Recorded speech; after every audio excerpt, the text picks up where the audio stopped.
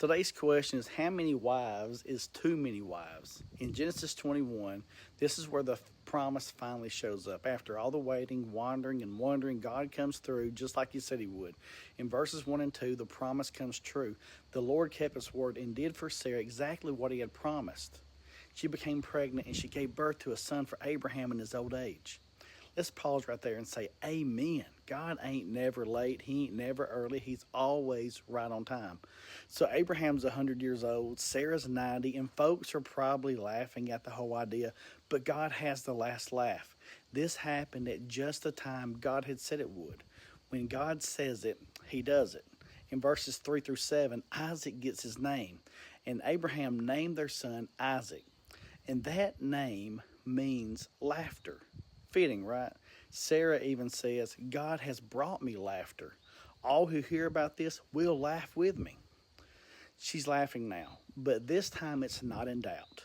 It's in joy. God has turned her pain into praise. He's turned her waiting into rejoicing. In verses 8 through 10, you have tension in the tent. So hold up. Don't forget, we've got Hagar and Ishmael. Now that Isaac's the promised child, tension starts to brew.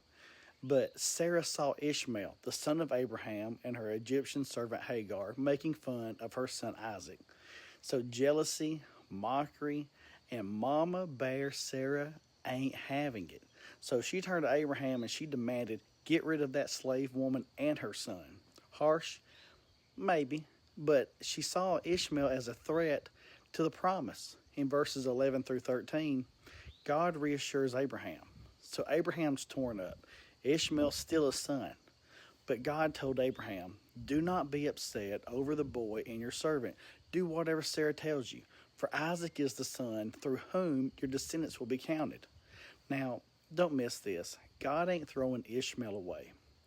He says, but I will also make a nation of the descendants of Hagar's son because he's your son too. See, that's mercy. That's grace. God doesn't forget anybody. In verses 14 through 21, God provides for them in the desert. So Abraham sends Hagar and Ishmael away. He gives them some water and some food, and they wander in the wilderness. And when the water runs out, she bursts into tears. But God don't ignore a cry in the desert. It says, but God heard the boy crying. Then God opened Hagar's eyes, and she saw a well full of water. Don't miss the picture. When you're at the end of yourself, God provides what you couldn't see before. In verses 22 through 34, you see peace with Abimelech. Now, we wrap up the chapter with Abraham making a treaty with King Abimelech, the same fella from chapter 20. There's some water rights issues, but they settle it like men of peace. Abraham plants a tamarisk tree and calls on the everlasting God.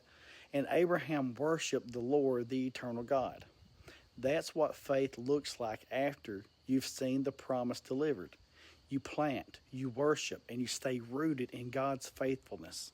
So what's Genesis 21 teaching us? First, God always keeps his promises, no matter how long it takes. Second, joy can come after years of sorrow. Just ask Sarah. Third, not every blessing can stay in the same tent. Sometimes separation is part of the promise. Fourth, God sees the outcast. He provides for Hagar and Ishmael too. Fifth, when the promise comes, don't forget to worship. So listen to me real good now. You may be waiting. You may be wondering. But if God gave you a promise, he will keep it. It might take years. Folks might laugh. Your own faith might wobble. But God, he never fails. So hold on, stay faithful, and when it comes, laugh with joy, not doubt. And keep reading your Bible, and don't be dumb.